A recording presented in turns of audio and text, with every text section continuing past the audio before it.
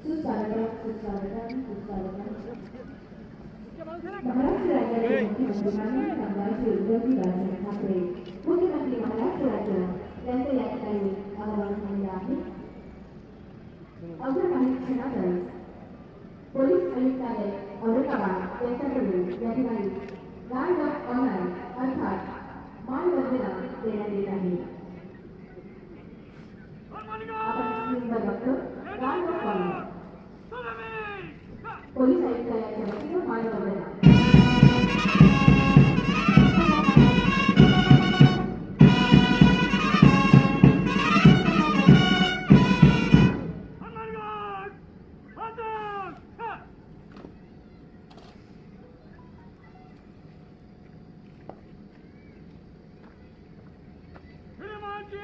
हनुमान घाट आपके निरीक्षण के लिए तैयार है.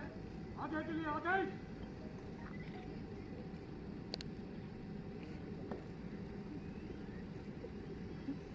माननीय नामदार श्री उद्धवजी बाळासाहेब ठाकरे मुख्यमंत्री महाराष्ट्र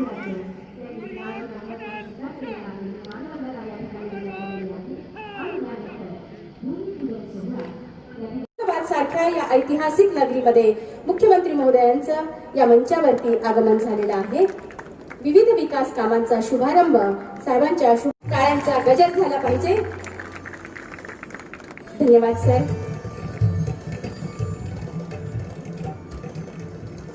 यानंतर औरंगाबाद शहरातील सर्व प्रस्तावित करण्यात आली होती.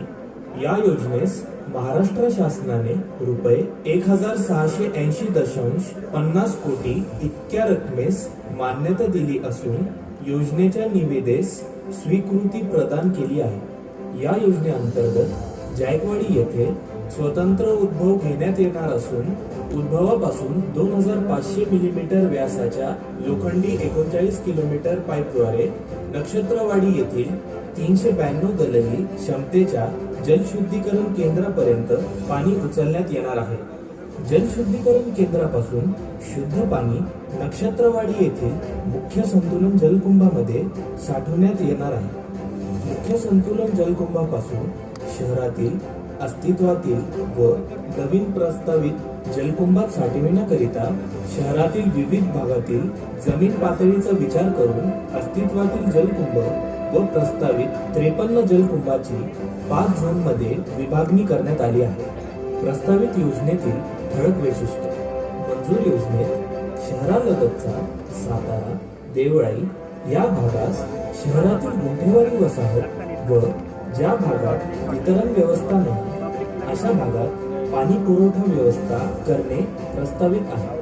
शहराची विभागणी सोहळा या ठिकाणी रिमोटचे बटन दाबून करण्यात आलेला आहे. यानंतर मी विनंती करीन आपल्या शुभ हस्ते रिमोटचे बटन दाबून औरंगाबाद सफारी पार्कचेही भूमिपूजन व्हर्च्युअल पद्धतीने मेथडने आपण करावे. महाराष्ट्राचे लोकप्रिय मुख्यमंत्री शिवसेना पक्षप्रमुख माननीय उद्धवजी ठाकरे साहेबांचा विजय असो. पुन्हा एकदा आपल्याला विनंती आहे रिमोटचे बटन दाबून औरंगाबाद शहरातील रुपये 152 कोटीच्या रस्त्यांच्या कामाचा शुभारंभ भूमिपूजन आपण या ठिकाणी करावं. धन्यवाद. खूप खूप धन्यवाद. जोरदार टाळ्या आपण या सर्व शुभारंभ झालेल्या कामांसाठी वाजवूया. आणि यानंतर या ठिकाणी मुख्य अभियंता महाराष्ट्र जीवन प्राधिकरण यांना विनंती करते अत्यंत थोडक्या शब्दात औरंगाबाद शहराच्या पाणी पुरवठा योजनेचा तपशील आपण या ठिकाणी मुख्यमंत्री महोदयांसमोर मांडावा.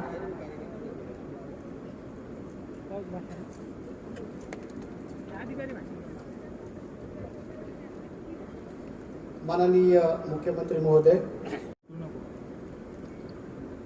बऱ्याच दिवसानंतर मी असा जाहीर कार्यक्रमात आलेलो आहे. संभाजीनगरमध्ये आलेलो आहे. त्याची सुरुवात जसं गुलाबराव तुम्ही म्हणालात दोन्ही केली ती शिवसेना प्रमुखांच्या लाडक्या संभाजीनगर म्हणून केली. देसाई साहेब तुम्हाला आणि एकनाथजी तुम्हाला सुद्धा आणि गुलाबराव मी धन्यवाद देतो, कारण आपण गेल्या वर्षामध्ये काय काय केलं याचा आढावा तुम्ही घेतलात. धन्यवाद का दिले? नुसती कामं सांगितली म्हणून नाही दिले, तर घरी बसून मी काय केलं हे तुम्ही लोकांना सांगितलं म्हणून तुम्हाला धन्यवाद देतो. घरी बसलो होतो ना, कारण लोकांना मी सांगितलं होतं घरी राहा, सुरक्षित राहा, पण ते घरी बसून सुद्धा काय काय कामं केली त्याची आता भूमिपूजनाने सुरुवात ही आता होते. आणि गोंदिया संभाजीनगर पासून झाली. म्हणजे जिथे मी एक योगायोग म्हणेन की ज्या शहरावरती शिवसेना प्रमुखांचं प्रेम आणि ज्या शहरात शिवसेना प्रमुखांवरती प्रेम, हे असं जे नातं आहे ज्याचा उल्लेख आपण केला. आपण नाती जपणारी माणसं आहोत आणि जपता जपता नुसती जपणार नाही तर ती अधिक मजबूत कशी होतील ती केल्याशिवाय मी राहणार नाही. आजचं हे भूमिपूजन आणि रिमोटनी केलेलं हिंदू हृदय सम्राट माननीय बाळासाहेब ठाकरे यांच्या स्मारकाचं अनावरण हा पण एक योगायोग आहे. म्हणजे इकडे प्रत्यक्ष भूमिपूजन केलं आणि तिकडे रिमोट, ज्यांची ओळख रिमोट कंट्रोल म्हणून होती त्यांच्या स्मारकाचं उद्घाटन सुद्धा रिमोट कंट्रोल झालं. हे सुद्धा योगायोग आहे. सगळ्यात मोठी गोष्ट म्हणजे जी पाणी योजना आतापर्यंत किती वर्ष झाली ती मोजत बसलं तरी आठवणार नाही, एवढ्या वर्षापासून चालू केले. आपल्या दरवेळेला ती लोक यायची, आता बस सुरू करतो, आम्हाला सुद्धा बरं वाटायचं. पुढे काय नाही, काय नाही, काय म्हणजे नुसतं आपलं लेझिम चाललं होतं. 2 पावलं पुढे 4 पावलं मागे, 2 पावलं पुढे 4 पावलं मागे. काय अडलं होतं, कसं अडलं होतं कल्पना नाही. पण ज्याचा उल्लेख तुम्ही केला एकनाथांचा आणि त्यांच्या शिष्याचा, जर तेही असेल तर मला आनंद आहे. जर मला ते भाग्य मिळत असेल श्रीखंड्या होण्याचं आणि माझ्या कावडीने जर का कोणाच्या घरामध्ये पाणी येत असेल, त्यांची ताण भागत असेल, तर तेही पुण्य मी म्हणेन त्याला सुद्धा एक भाग्य लागतं. नाथांची आठवण काढल्यानंतर संदीपान म्हणाले, साहेब आमच्याकडे काय पैठणला पाणी नाही.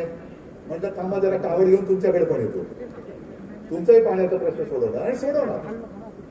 जे जे करता येणं शक्य असेल ते जर कमी केलं नाही तर मग उगाच बिरुदावल्या कशा लावल्या, लाडके मुख्यमंत्री आणि हे मुख्यमंत्री ते करतात काय, करत काही नाही, पण आमचे लाडके नाही. हे असे लाड मला नकोत, मला लाड नकोत, मला तुमचे आशीर्वाद पाहिजे. आशीर्वाद घ्यायचे मला, आणि ते आशीर्वाद घेण्यासाठी मी तुमच्या समोर आलेलो. मला कल्पना आहे की काही काही गोष्टी, जसं ज्याचा उल्लेख तुम्ही केला की रस्त्याची कामं, ही दुरावस्था फार भयानक होती. रस्त्यांचा उल्लेख जर केला तर तो कुठे असं नाहीये की रस्ते फार सगळे चकाचक आहेत. आणि गेल्या काही वर्षातले जे झालेले, गेल्या काही वर्षात जे खड्डे पडलेले आहेत ते खड्डे आता आपल्याला बुजवायचे. खड्डे बऱ्याच ठिकाणी बऱ्याच जणांनी पाडलेले मार्गी लावली. मला माहिती आहे, कारण गेली अनेक वर्ष मी शिवसेना प्रमुखांच्या सभेला तर इकडे यायचोच, पण त्याही नंतर मी प्रचाराच्या वेळेला इकडे येतो. आणि मग प्रचार असला की आम्ही बेंबीच्या देठापासून ओरडून सांगणार की लवकरच आम्ही पाणी योजना करत आहोत, की आज भूमिपूजन झालेलं आहे. आणि नुसतं भूमिपूजन करून मी गप्प बसणार नाही. मी कधीही न सांगता, न कल्पना देता याची प्रगती बघायला आल्याशिवाय मी राहणार नाही. जसं गेल्या आठवड्यापासून मी सुरुवात केली, अचानक उठलो आणि हिंदू हृदय सम्राट बाळासाहेब ठाकरे समृद्धी महामार्ग त्याची पाहणी केली. नागपूर पासून सुरुवात केली, त्या इथपर्यंत आलो होतो, जालना संभाजीनगर पर्यंत आलो. म्हणजे सुरुवात करताना एकनाथजी तुम्ही होता, आपण जालनाच्या परिसरात गेलो होतो, बागाच्या बागा काही जात होत्या, शेतकरी रस्त्यावरती आला होता आणि त्याला आंदोलन करत नाही ठेवलं. त्यांच्या माझ्या बागेत जाऊन उभे राहिलो, त्यांच्यासोबत बसलो आणि त्यांना विचारलं, बोला बाबा जनो, काय तुमचा शेतकरी आपला अन्नदाता आहे, त्याला ताटकळत नाही ठेवला. त्याच्या घरात गेलो, त्याच्या दारात गेलो, त्याच्या बांधावरती गेलो, त्याच्या बागेत गेलो आणि त्याच्याशी संवाद साधला की बोल गाणं, तुझं काय म्हणणं आहे. मला आता सुद्धा तुमच्याशी बोलताना आठवत आहे, एक शेतकरी तर बोलता बोलता जवळपास रडत कोसळण्याचा बाकी होता. आमचं सगळं जीवन उद्ध्वस्त होत आहे. मग त्यातनं मार्ग काढला. काही जणांचा मोबदला असेल, काही जणांच्या ठिकाणी बागा वाचून रस्ता थोडासा बदलायचा असेल, दिशा बदलायची असेल, ते केलं.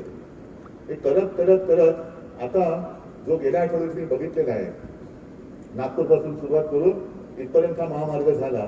आणि येत्या मी तारीख दिलेली आहे, नागपूर पासून शिर्डीपर्यंत तो जो आहे तिथपर्यंत येत्या वर्षात, पुढे आपण 1 मे सांगितलं ना, 1 मे पर्यंत हा महामार्ग सुरू करणार आहे. ही गती देतोय आपण, नुसती घोषणा नाही करत, गती देतो. ही गती जर का नसेल तर मग त्याला काय अर्थ नाही. हा महामार्ग झाल्यानंतर संभाजीनगरचं महत्व आणखी वाढणार आहे. एक तर संभाजीनगरला आता विमानतळ आहे, ज्याचं नामकरण आपण प्रस्ताव केलाय, केंद्राकडे पाठवलेला आहे. छत्रपती संभाजी महाराज विमानतळ असा आपण प्रस्ताव करून नामकरण करून आपण प्रस्ताव पाठवलेला आहे. ते लवकरच येईल अशी खात्री विश्वास आहे. पण विमानतळ होतं झालेलं आहे चांगलं, ते तिकडे विमानतळ आहे म्हटल्यानंतर आवक जावक त्याला एक चांगलं वेळ मिळणार आहे.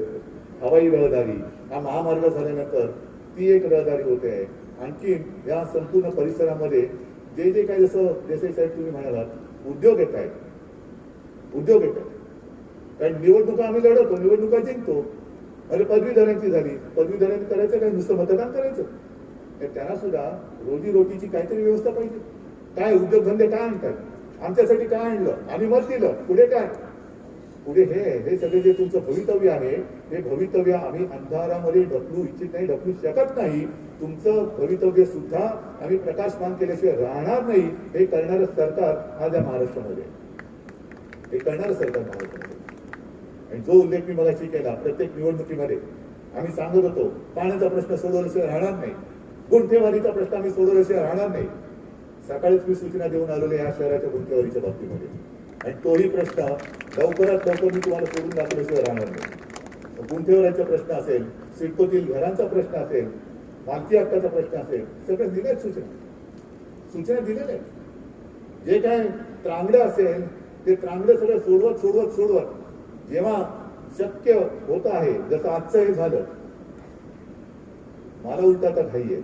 कारण इतके वर्ष आम्ही नुसतं सांगत आलो की या शहराने शिवसेना प्रमुखांवरती प्रेम केलं, शिवसेना प्रमुखांचं या शहरावरती प्रेम होतं. त्या प्रेमाची उतराई आम्ही होऊ शकत नाही, होऊ इच्छित नाही. कारण हे या ऋणामध्येच मी राहू इच्छितो. पण हे ऋण नुसतं ऋण म्हणजे काय, देणेकरी नाही. आता प्रत्यक्ष मुख्यमंत्री झाल्यानंतर हे जे नातं जे मी म्हणतोय, काय आता करू शकतो, काय करू शकतो सांगा, काय करू शकतो, काय पाहिजे. अनेक योजना डोक्यामध्ये आहेत. त्याची एकदा एक आकृतीबंध तयार झाला की त्या नुसत्या घोषणा नाही होणार, त्याची कामाची सुरुवात होईल, जशी आजची झालेली आहे. आणि जे मी तुम्हाला मगाशी सांगितलं, घोषणा भूमिपूजन म्हणजे कुदळ मारल्या, नारळ फोडले, गेलो. काही जण म्हणतात की तर निवडणुका आल्या म्हणून तुम्ही आले की काय. अरे या निवडणुका मार्च एप्रिलमध्येच झाल्या असत्या. त्या कोविडच्या मुळे त्या पुढे ढकलल्या गेल्यामुळे, नाहीतर म्हणून आपण काय करायचं, निवडणुका येतील म्हणून काय कामं करायची नाहीत असं नाहीये. जे आम्ही काम करतोय ते धडधडीतपणाने करतोय, रोखोकपणाने करतोय, आणि ते करतो आहोत म्हणून तर संभाजीनगरकरांचं प्रेम या शिवसेना प्रमुखांच्या शिवसेनेवरती आणि या सरकारवरती आहे. आणि शिवसेना प्रमुखांचं स्मारक हे सुद्धा त्यांच्या या लाडक्या शहरामध्ये होत आहे. नुसतं तुम्ही बघितलं असेल, एक हे रफ आहे, अजून रफ आहे, ह्याच्यामध्ये खूप सुधारणा आणखी होणार आहे. पण नुसता पुतळा नाही उभा करणार. तर शिवसेना प्रमुखांनी काय दिलं, काय लोक प्रेम करतायत, काय असं नेमकं त्यांच्या नेतृत्वामध्ये होतं. अनेक जण येतील, कदाचित पुढच्या पिढ्या आणखी जसं तुम्ही म्हणाला 2052 तोपर्यंत हा सगळा पाण्याची योजना ही आहे. 2052 साली ती जी पिढी असेल ती स्मारकात जाईल शिवसेना प्रमुखांच्या. काय नुसता पुतळा बघून जातील. जे शिवसेना प्रमुखांनी प्रत्यक्ष त्यांच्या हयातीमध्ये संभाजीनगरला दिलं, तेच प्रखर हिंदुत्ववादी राष्ट्रीयत्व सांगणारे विचार ते देणारं ते स्मारक असेल. नुसता पुतळा नसेल तर त्यांचे विचार तिकडे गेल्यानंतर एक बाहेर पडणारा माणूस त्याला हिंमत मिळेल, त्याला आत्मविश्वास येईल, आणि राष्ट्रीयत्व म्हणजे काय हे नेमकं त्याच्यामध्ये कळेल. हिंदुत्व म्हणजेच राष्ट्रीयत्व हे नेमकं काय आहे हे त्याच्यामध्ये कळेल. अशा अनेक गोष्टी मनामध्ये आहेत. त्याची सुरुवात मी तर म्हणेन, हे एक नेमका शब्द मला आठवत नाही किंवा सुचत नाही म्हणा, की हे माझ्या हस्ते होतंय. हा योगायोग हे सुद्धा मी तुमच्या आशीर्वादाचंच फलित म्हणेन, की इतके वर्ष ही रखडलेली योजना ते करण्याचं पुण्य श्रीखंड्या म्हणून का होईना पण मला लाभलं. हे माझ्या आयुष्यभराची ही कमाई आहे, तुमचं प्रेम आणि तुमच्या आशीर्वाद ही कमाई आहे. आणि याच्याच जोरावरती मी पुन्हा एकदा हात जोडून सगळ्यांना सांगेन की हे प्रेम आणि हे आशीर्वाद, हाच विश्वास असाच कायम ठेवा. आज खरं म्हणजे हा कार्यक्रम तुफान गर्दीचा होऊ शकला असता, पण आज सुद्धा अजूनही कोविड पूर्ण गेलेला नाही, कोरोना पूर्ण गेलेला नाही, हे अजून कायम आहे. नाहीतर तुडुंब सगळं भरून गेलं असतं मैदान. आता सुद्धा आपण बसलेल्या सगळ्या विरळ बसतायत. दसरा मेळाव्यामध्ये माझी खरी पंचायत होती. कारण तो दसरा मेळावा शिवाजी पार्क शिवतीर्थावरचा त्या बंदिस्त सभागृहात घ्यावा लागला. आणि सभागृहामध्ये सुद्धा मोजकी माणसं, कारण उघड्या याच्यामध्ये थोडी जास्त चालू शकतात, पण बंदिस्त सभागृहात बंदिस्त जागेत ही आणखी कमी माणसं लागतात आणि जवळपास सगळ्या मोकळ्या खुर्च्यांसमोर बोलायचं. पण मनामध्ये जे काय होतं ते मी बोललो. जेव्हा जेव्हा मी बोलतो ते मनापासूनच बोलतो. उगाच काहीतरी फार मोठा विद्वान आहे, मोठा खूप विचार करून मी बोलत नाही. तळमळ आहे म्हणून तळमळीने बोलतो आणि तळमळ आहे म्हणून तुम्हाला सांगतो की अजूनही संकट पूर्ण टळलेलं नाही. निर्धास्तपणाने वावरू नका. आता सुद्धा मी खरं विमानातून उतरल्या केंद्रेकर साहेबांना जरा ओरडलो. मी तुम्ही सगळ्यांना ओरडता, मी तुम्हाला ओरडलो. का माहितीये, 2 दिवसापूर्वी फोन गेला तर माणूस तापाने फणफणलेला होता. बरोबर ना? ही सगळी जी माणसं आहेत, सगळी जे सहकारी आहेत, आयुक्त आहेत, जिल्हाधिकारी आहेत, पोलीस आयुक्त, सगळे अतोनात मेहनत करतात, स्वतःच्या जीवाची पर्वा नाही करत. त्या दिवशी सुद्धा ताप आल्यानंतर टेस्ट केली, मग मला त्यांनी पाठवलं की टेस्ट निगेटिव्ह आली. आता आल्यानंतर बघतो तर पहिले स्वागत त्याला केंद्रेकर. तर ही सगळी अशी माणसं ही काळजी घेत आहेत. तुम्ही सुद्धा काळजी घ्या. आता थंडी सुरू झालेली आहे. मी सर्वांना मुद्दामून एवढ्यासाठी सांगतो की उन्हाळा, पावसाळा आणि थंडी या प्रत्येक सीझनचे वेगवेगळे साथीचे रोग असतात. सर्दी खोकला ताप तर असतोच, घशाचे असतात, थ्रोट इन्फेक्शन असतं. पण एका गोष्टीत तुम्हाला मानावंच लागेल, तुम्हाला म्हणजे तुम्हाला सर्वांना, की तुम्ही जे जे सरकारने सांगितलं ते ऐकलं. म्हणून आपल्याकडे तसे उन्हाळ्याचे आणि पावसाळ्याचे साथीचे रोग आले नाहीत. याचं कारण कमी करणं, एकमेकापासून अंतर ठेवणं.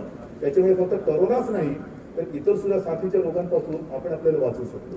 आणि आता सुद्धा हा थंडीचा सीझन आहे. थंडीचा सीझन आहे म्हटल्यानंतर जरा मजा करूया, गार वाटते. कोरोनाचा आता काय आकडे खाली आले, म्हणून मास्क खाली करू नका.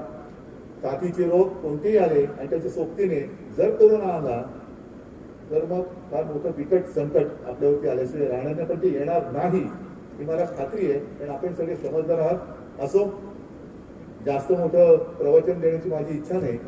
पुन्हा एकदा सगळ्यांना मी धन्यवाद देतो. ज्यांचे ज्यांचे हातभार या सर्व कामामध्ये लाभलेले आहेत त्यांना सुद्धा संभाजीनगरकरांच्या वतीने आणि माझ्या वतीने मी धन्यवाद देतो. सगळे मिळून हे असेच सर्वांचे आशीर्वाद घेत राहू आणि पुढे जात राहू. धन्यवाद. जय हिंद, जय महाराष्ट्र. खूप खूप धन्यवाद साहेब. या ठिकाणी चिरंजीव युवराज श्री कल्याणराव चव्हाण यांचे पुतणे चिरंजीव सौभाग्यकांक्षिणी ऐश्वर्या आमदार रमेश बोरनारे यांची कन्या विवाह सोहळा या ठिकाणी छोटेखानी संपन्न होत आहे. आपण त्यांना खूप खूप शुभेच्छा देऊया आणि आभार प्रदर्शनासाठी माननीय आमदार अंबादासजी दानवे यांना मी या ठिकाणी आमंत्रित करते.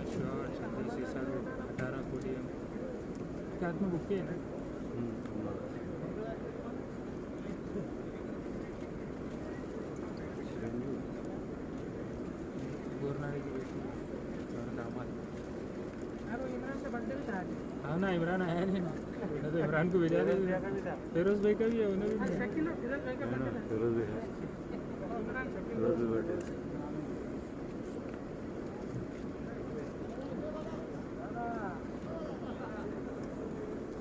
दोघांनाही खूप खूप शुभेच्छा.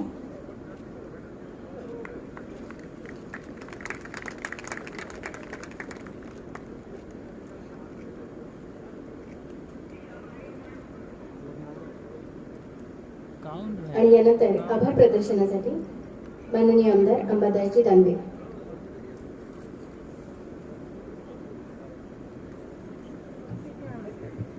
मी माननीय मुख्यमंत्री उद्धवजी ठाकरे साहेब, सर्व मंत्री, सर्व पदाधिकारी, अधिकारी आणि आपल्या सगळ्यांचा मनपूर्वक आभार मानतो. धन्यवाद. खूप खूप धन्यवाद. आलेले सर्व आमंत्रित निमंत्रित प्रिंट मीडिया, इलेक्ट्रॉनिक मीडिया सर्वांचे खूप खूप आभार. धन्यवाद.